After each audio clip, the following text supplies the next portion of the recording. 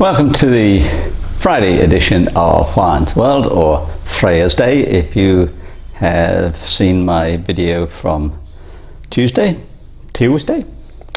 And I left a few things open because I didn't know the answers to them when I was making the video on Tuesday, and I do know the answers now.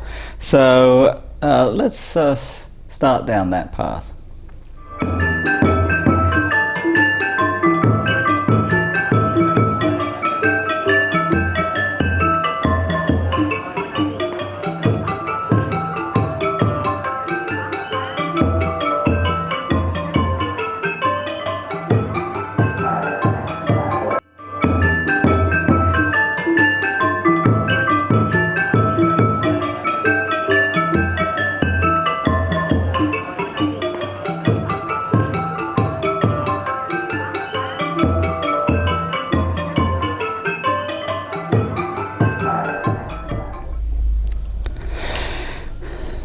Now, the best way to get into today's topic is to begin by talking about the 7-day week, and to realize that the 7-day week is not the only possibility, and that in many cultures, particularly in Southeast Asia, there are other weeks besides 7-day weeks. The Balinese I love, because the Balinese have the year, a 210-day year, divided up into 1-day week, 2-day week, 3-day week, 4-day week, 5, all the way up to 10. They have a week cycling every day, every 2 days, every 3 days, every 4 days, all the way up to every 10 days, all cycling together. And so every so often they come together. That is the 2-day week and the 3-day week will come together every 6 days, and so on. So if you multiply it all out, it doesn't exactly come out to being 210 days because 210 is not divisible by 7, for example. Oh no, wait a minute, it is. One of them, 8 maybe, yeah. Not important. What is important is that a week can be any kind of collection of days shorter than a month, and are not pegged to the movement of the Earth.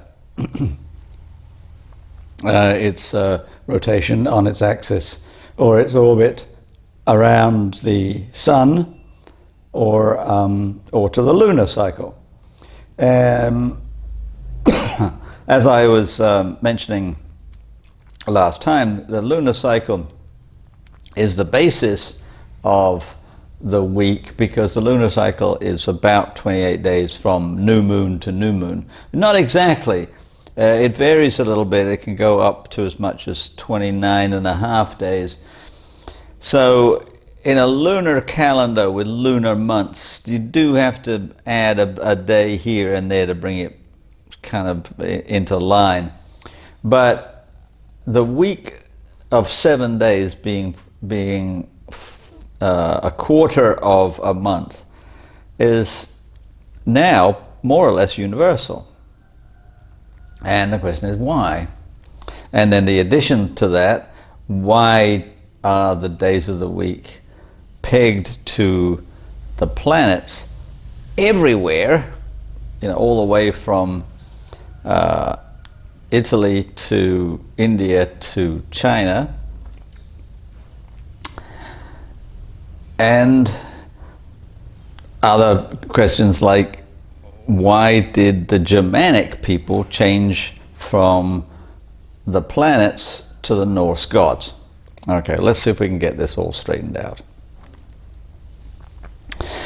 Well, the 7-day week seems to have been invented somewhere in Mesopotamia. About, roughly speaking, 1000 BCE. But we don't really know. We do know that the ancient Babylonians in the 7th century BCE had a 7-day calendar. And one of the things that was a big point of contention at the early part of the 20th century for a long time was whether significant portions of Genesis had been taken from Babylonian religious narratives, because in the 7th century BCE, the Emperor Nebuchadnezzar II, whose actual name was probably pronounced Nebuchadrezzar or something like that, doesn't matter. Anyway, the Babylonian Emperor Nebuchadnezzar conquered Judah, conquered Jerusalem in the 7th century, the 6th century, the beginning of the 6th century, and took all of the scribes and nobility and priests out of Jerusalem and deported them to Babylon and dumped them down there and said, you're going to live here now. And the reason he did this was because Judah kept rebelling. They kept fighting against the imperial power of the Neo-Babylonian Empire. And Nebuchadnezzar just said, I've had enough of this. So he besieged the temple, the city of Jerusalem, conquered it, just actually destroyed the temple, the first temple that was known as Solomon's Temple, pulled down a whole bunch of buildings, including Solomon's Palace and whatnot, and just herded all of the upper class from Judea, from Jerusalem in particular, to Babylon. And said, that's it. You're not going to have your own city, your own religious practices, your own anything. You're mine, and I'm going to prove that you're mine by taking you away from your homeland, taking you away from the temple where you worship, taking you away from Mount Zion, which you consider to be the center of the world, and so forth. Well, this is a subject that I can go on and on and on about in detail, because it's something that is one of my religious specialties. The period when the Judean aristocracy were in Babylon is known as the Babylonian captivity, and it lasted for a generation. And a great many scholars believe that significant books of the Bible, particularly the first 5, what are called in Jewish tradition the Torah, were actually written at that time. And they were written at that time based on oral sources and written sources that they had put together, called redacted, into single books during the Babylonian exile or the Babylonian captivity. And that's what I believe. I believe that the book of Genesis was redacted at that time. And I've got a book coming out shortly making the argument that Genesis had as its purpose maintaining cultural identity when living outside of Jerusalem, when living in essentially captivity, in exile. Enough of that. But what's known as the Babel Bible debate is a lot of scholars argue that key components of Genesis were stolen from Babylonian sources, including, for example, Noah's flood, because there's a flood in the Epic of Gilgamesh, which is pretty similar. The flood of Utnapishtim, and on and on. You can just find numerous ones. And the same seems to be true for the 7-day week. that the Babylonians had a 7-day week, and the 7th day was considered to be an inauspicious day, as I mentioned last time. Whereas the Judean scholars saw that 7th day as being a day of rest, as being a day to contemplate God and so forth. So it was a special day, but it had a different significance.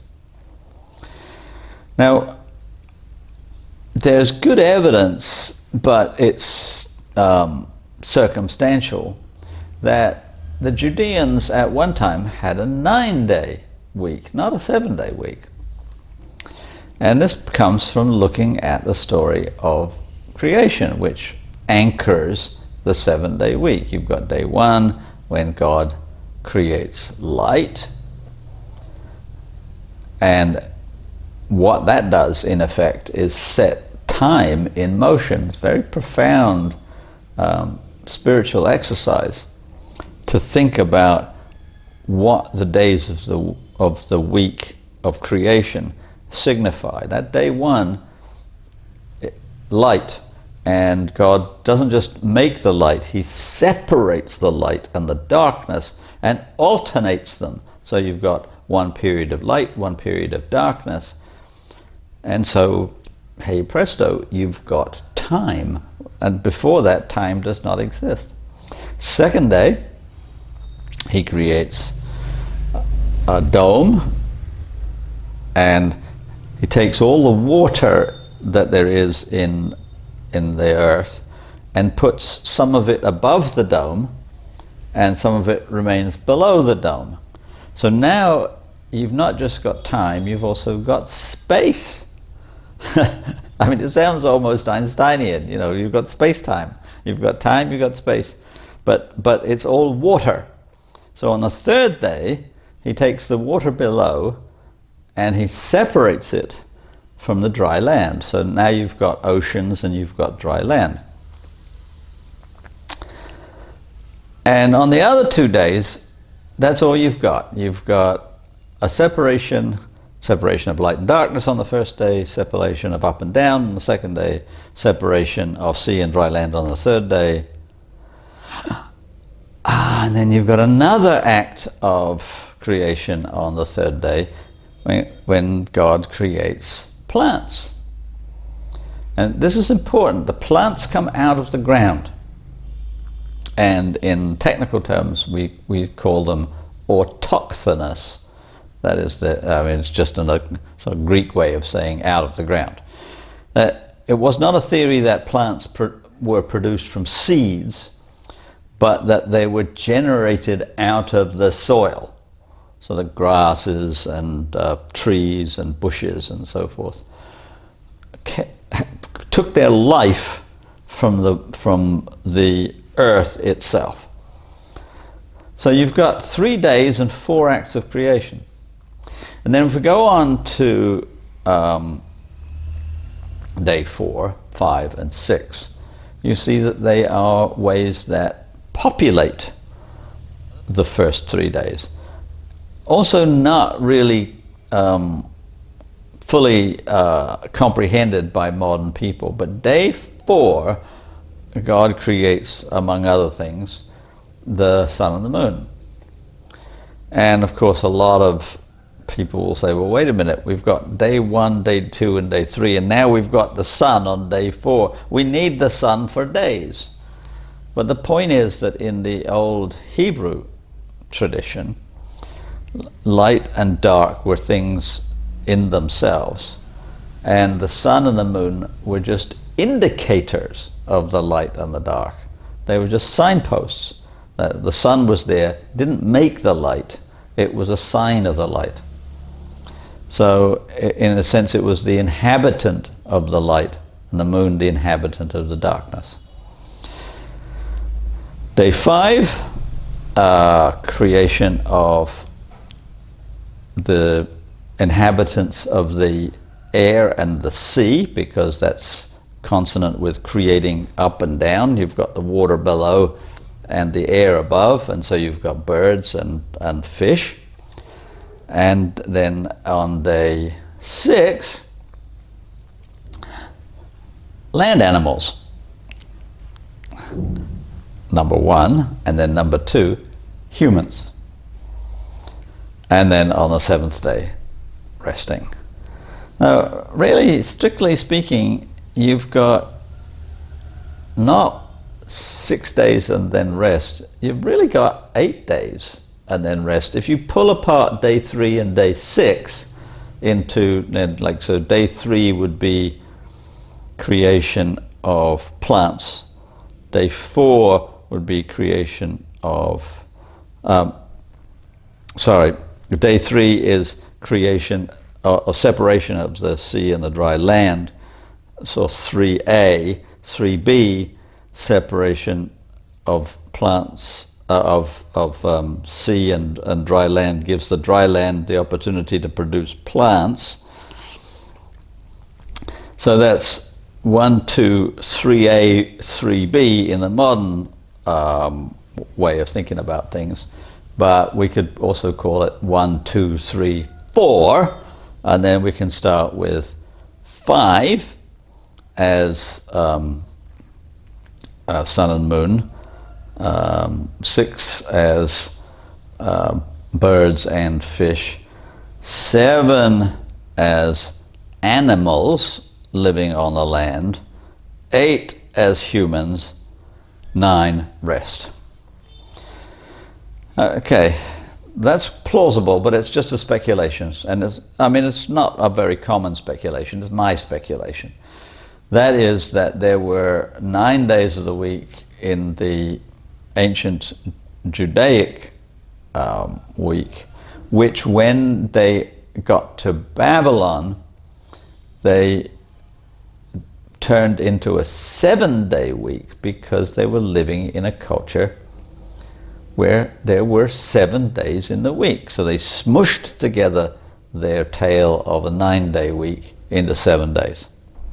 Just a speculation. But the thing is that from there, the 7-day week spread everywhere. It spread east and west from Mesopotamia into Europe, into Asia, down into Africa. It spread everywhere.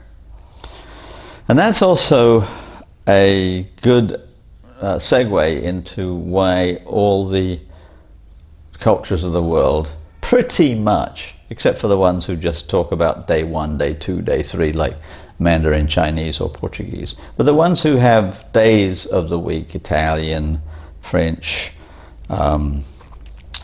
Japanese, Khmer, whatever, they're all pegged to the planets, with the little exception that the Germanic peoples changed some of it.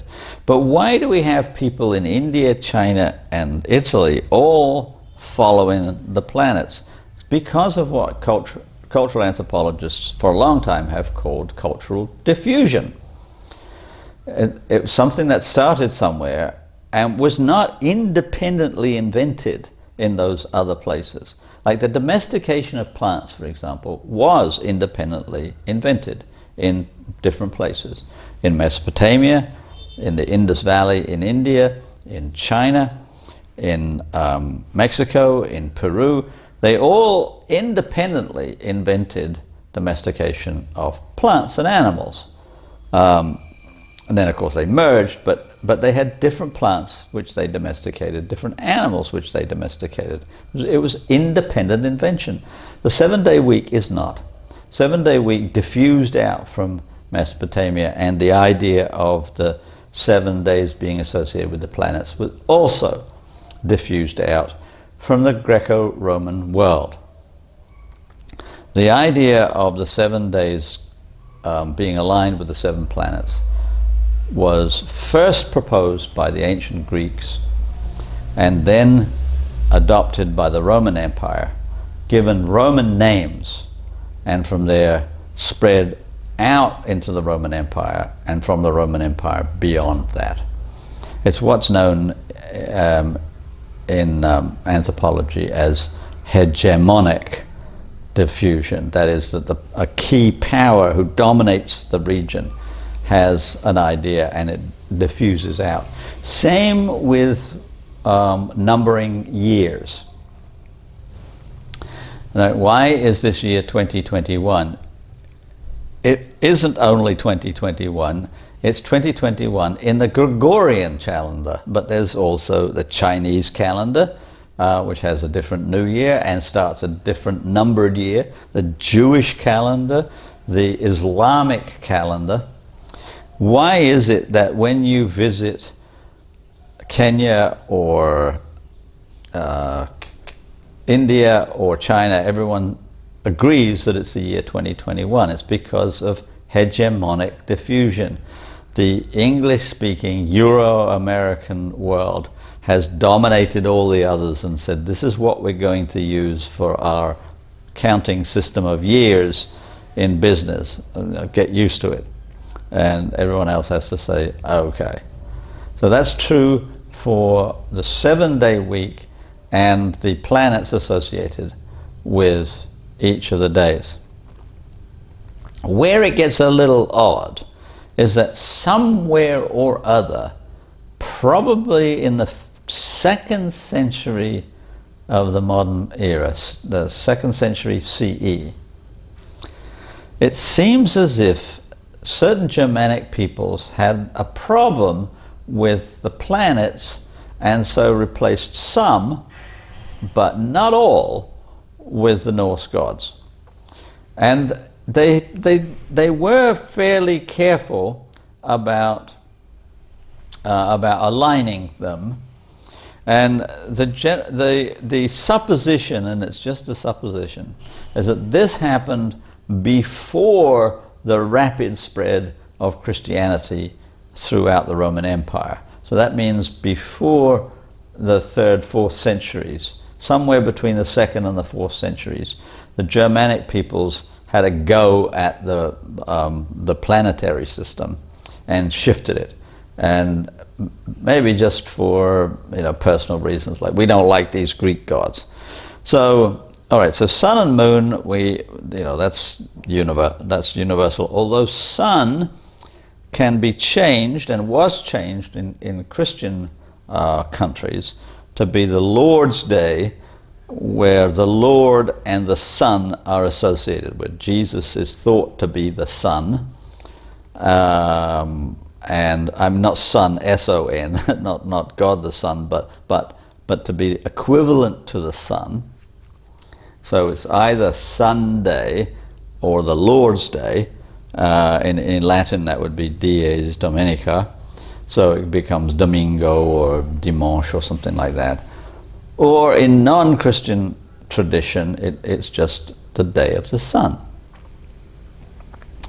And Moon Day, that's pretty much universal. And then it's like Mars Day or Warrior Day. Well, Tiu was the Norse god of war, one-handed spear holder, so that's okay. Freya is the goddess of love, which is equivalent to Venus, and which is Friday, so that's okay. It's Wednesday and Thursday that's the problem. Well, Thursday apparently is a little easier than I thought. That Thor was the god of thunder. Well, so was Jupiter. Jupiter was god of the sky and controlled thunder. So having Thursday be Jupiter Day or Jove Day was okay. Leaves Wednesday a little bit in the lurch, and nobody is quite sure about this one. Like, Wednesday is Mercury Day, the messenger of the gods.